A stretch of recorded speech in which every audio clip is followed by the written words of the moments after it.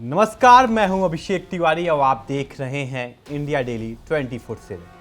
दर्शकों, एक सवाल। दुनिया का सबसे बड़ा मुस्लिम देश, 24 करोड़ मुसलमान, लेकिन उस देश की सरकारी एयरलाइंस का नाम है गरुड़। उस देश के नोटों पर छपी है भगवान गणेश की तस्वीर। उस देश के सबसे बड़े द्वीप के चौराहों पर खड़ी है हनुमान, कृष्ण, अर्जुन और घटोत्कच की विशाल मूर्तियां। उस देश में हर सुबह लाउडस्पीकर से गूंजता है गायत्री मंत्र। और उस देश में एक ऐसा मंदिर है जो 1000 साल से भी ज़्यादा पुराना है, जिसकी दीवारों पर उकेरी गई है रामायण की पूरी कहानी और जिसे यूनेस्को ने विश्व धरोहर का दर्जा दिया है। दर्शकों, यह देश है इंडोनेशिया और आज इस देश की उसी पावन धरती पर भारत के प्रधानमंत्री नरेंद्र मोदी पहुंचे, प्रम्बानन मंदिर के सामने खड़े हुए और उस मंदिर के संरक्षण की एक ऐसी परियोजना शुरू की जो सदियों की सनातन विरासत को फिर से जीवंत करेगी। आज हम आपको बताएंगे वो पूरी कहानी जो इंडोनेशिया के बारे में, प्रम्बानन के बारे में और बाली के उस लिटिल इंडिया के बारे में है, जिसे सुनकर आपका सीना गर्व से चौड़ा हो जाएगा। दर्शकों, सोचिए, एक ऐसा देश जहां इस्लाम आज की तारीख में सबसे बड़ा धर्म है, लेकिन जहां सैकड़ों साल पहले हिंदू और बौद्ध राजाओं ने राज किया, जहां सनातन संस्कृति की जड़ें इतनी गहरी है कि आज भी इस्लाम के आने के सैकड़ों साल बाद वो जड़ें जिंदा हैं। बाली द्वीप में 85% आबादी हिंदू है। जावा द्वीप पर दुनिया का सबसे बड़ा हिंदू मंदिर है और इंडोनेशिया के राष्ट्रीय प्रतीक में विष्णु का वाहन गरुड़ है। यह वो देश है जो बताता है कि सनातन संस्कृति कभी मरती नहीं है, वो बदलती है, वो ढलती है, वो अलग अलग रूप लेती है, लेकिन कभी खत्म नहीं होती। और आज नरेंद्र मोदी उस विरासत को, उस धरोहर को और मजबूत करने निकले हैं। आज हम आपको उस पूरे सफर पर लेके जाएंगे। दर्शकों, पहले प्रम्बानन मंदिर को समझते हैं, क्योंकि इसे जाने बिना मोदी की इस यात्रा की असलियत समझ में नहीं आएगी। प्रम्बानन मंदिर संस्कृत में जिसका नाम है शिव ग्रह यानी शिव का घर, इंडोनेशिया का सबसे बड़ा हिंदू मंदिर है। यह योग्याकार्ता शहर से करीब 17 किलोमीटर उत्तर पूर्व में जावा द्वीप पर स्थित है। यह मंदिर 10वीं सदी में बना था, यानी आज से करीब 1100 से 1200 साल पहले। इसे बनवाया था प्राचीन मतार साम्राज्य और संजया राजवंश के हिंदू राजा राकाई पिकाटन ने। और इस मंदिर को बनाने का मकसद बहुत दिलचस्प था। उस दौर में बौद्ध धर्म का प्रभुत्व बढ़ रहा था और राकाई पिकाटन ने हिंदू धर्म को फिर से स्थापित करने के लिए इस विशाल मंदिर का निर्माण कराया। दर्शकों, जब शिव का मंदिर बनकर सनातन की पुनर्स्थापना की जाती है, यह उस आस्था की ताकत है जो किसी भी दौर में, किसी भी चुनौती के सामने झुकती नहीं है। दर्शकों, प्रम्बानन मंदिर परिसर की संरचना देखिए और देखकर हैरान रह जाइए। इस परिसर के केंद्र में 3 प्रमुख मंदिर है। पहला भगवान शिव को समर्पित, जो सबसे ऊंचा और सबसे बड़ा है। दूसरा भगवान विष्णु को समर्पित। तीसरा भगवान ब्रह्मा को समर्पित, यानी हिंदू त्रिदेव ब्रह्मा, विष्णु, महेश एक ही परिसर में विराजमान है। और इसके अलावा 3 और मंदिर हैं जो इन देवताओं के वाहनों को समर्पित हैं। नंदी यानी शिव का वाहन, हंस यानी ब्रह्मा का वाहन और गरुड़ यानी विष्णु का वाहन। और सबसे अद्भुत बात, इन मंदिरों की दीवारों और रेलिंग पर उकेरी गई है नक्काशी में रामायण और महाभारत की पूरी कहानियाँ। यानी इंडोनेशिया की धरती पर 1000 साल से भी ज़्यादा पहले भारत के महाकाव्यों को पत्थर में उकेरा गया है। यह भारत और इंडोनेशिया के बीच वो अटूट धागा है जो कोई भी नहीं काट सकता। दर्शकों, यह मंदिर परिसर माउंट मेरू की तर्ज पर बनाया गया है। वो पवित्र पर्वत जिसे हिंदू धर्म में ब्रह्मांड का केंद्र माना जाता है और यूनेस्को ने इसे विश्व धरोहर का दर्जा दिया है। लेकिन दर्शकों, इस मंदिर को देखने वाले यह भी जानते हैं कि समय के साथ यह मंदिर क्षतिग्रस्त हुआ है। भूकंपों ने नुकसान पहुंचाया, मौसम की मार पड़ी और रख रखाव में कमियां भी रही। और इसलिए जब मोदी इंडोनेशिया गए तो उन्होंने एक ऐतिहासिक कदम उठाया। भारत और इंडोनेशिया ने मिलकर यूनेस्को यानी विश्व धरोहर स्थल के संरक्षण के लिए आशय पत्र यानी लेटर ऑफ इंटेंट पर हस्ताक्षर किए। भारत इस परियोजना में इंडोनेशिया की मदद करेगा और मोदी ने इंडोनेशिया के राष्ट्रपति प्रभावों के साथ मिलकर इस परियोजना की शुरुआत की। दर्शकों, यह सिर्फ एक मंदिर की मरम्मत नहीं है, यह सनातन की साझा विरासत को सहेजने का एक महायज्ञ है। दर्शकों, अब इंडोनेशिया के बारे में कुछ ऐसी बातें जो शायद आपने पहले नहीं सुनी होगी। इंडोनेशिया दुनिया का सबसे बड़ा द्वीप समूह है।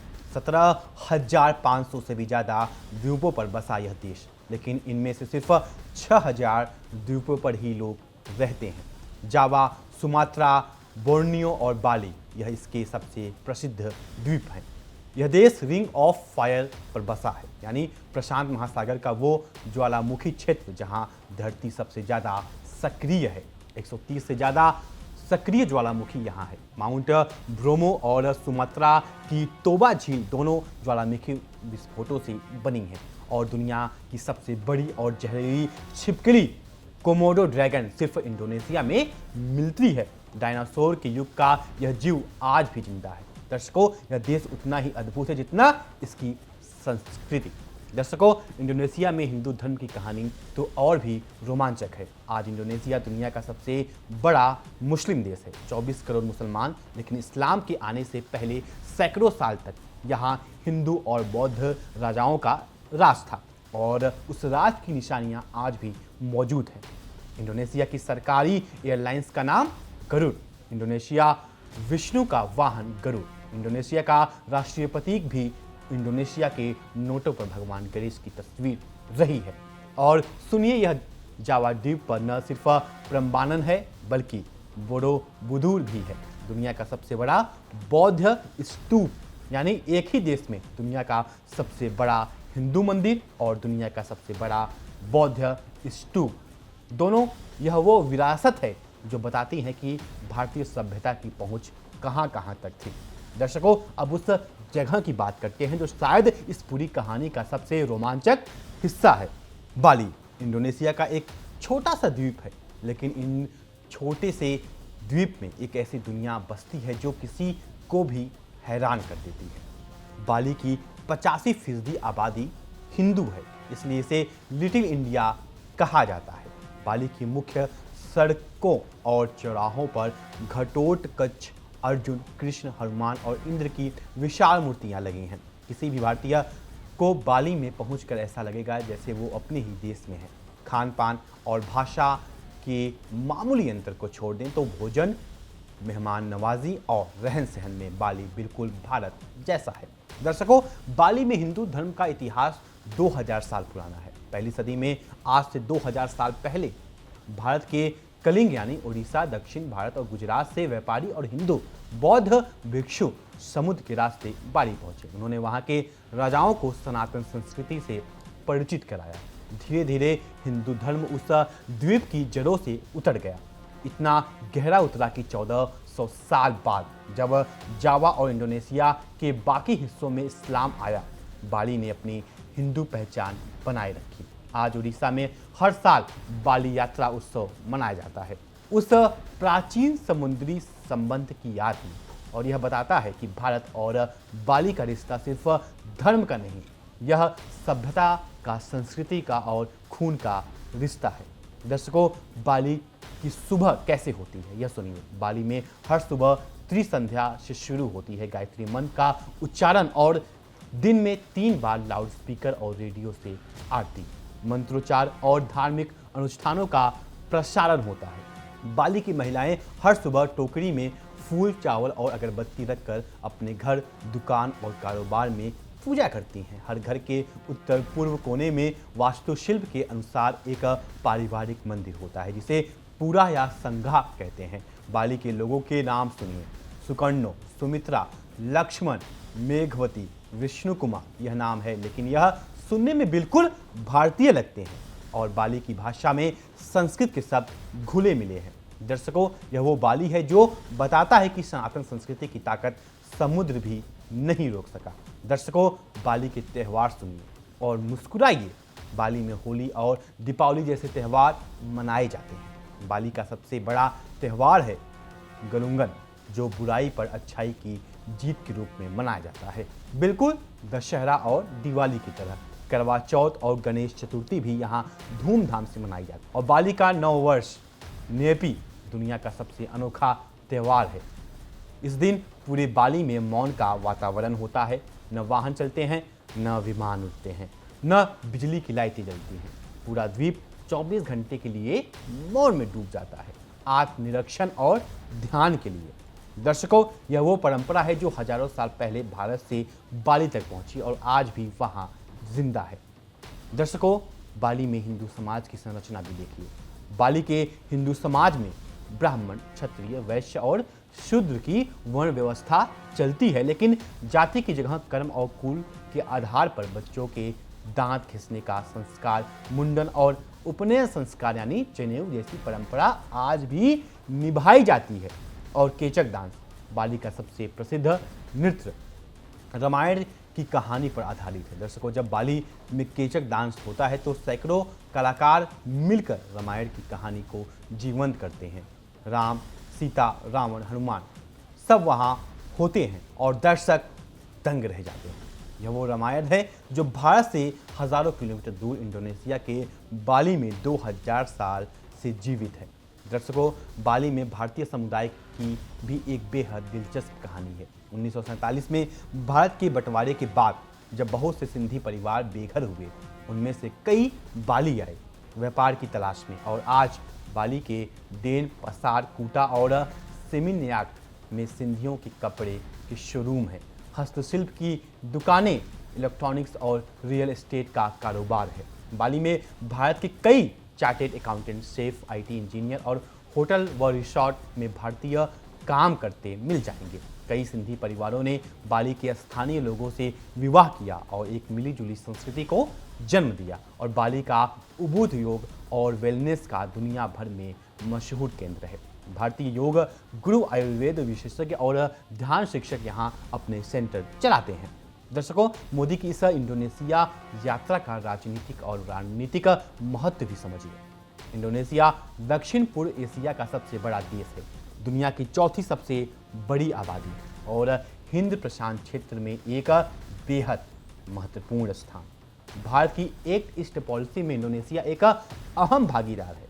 और जब मोदी इंडोनेशियाई राष्ट्रपति प्रबोवो के साथ प्रम्बानन मंदिर की संरक्षण परियोजना शुरू करते हैं तो यह सिर्फ सांस्कृतिक कूटनीति नहीं है, यह भारत और इंडोनेशिया के बीच एक ऐसे भावनात्मक पुल का निर्माण है जो किसी भी रणनीतिक दस्तावेज से ज़्यादा मजबूत होता है।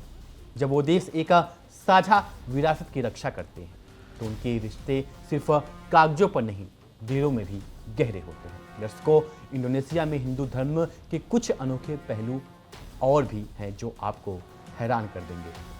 इंडोनेशिया में भगवान शिव, विष्णु और ब्रह्मा को परमेश्वर या सांग हयांग विधि वासा के नाम से पूजा जाता है। बाली में हर गांव में एक मंदिर होता है जिसे पूरा देसा कहते हैं। यह गांव का सामुदायिक मंदिर होता है।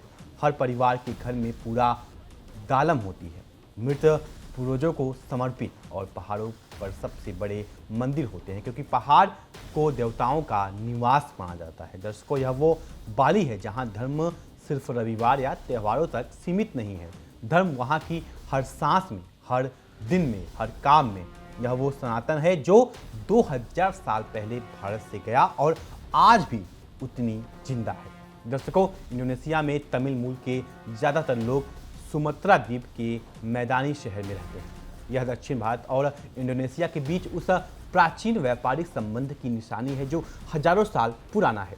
इंडोनेशिया में संस्कृत के शब्द इंडोनेशियाई भाषा में घुले मिले हैं।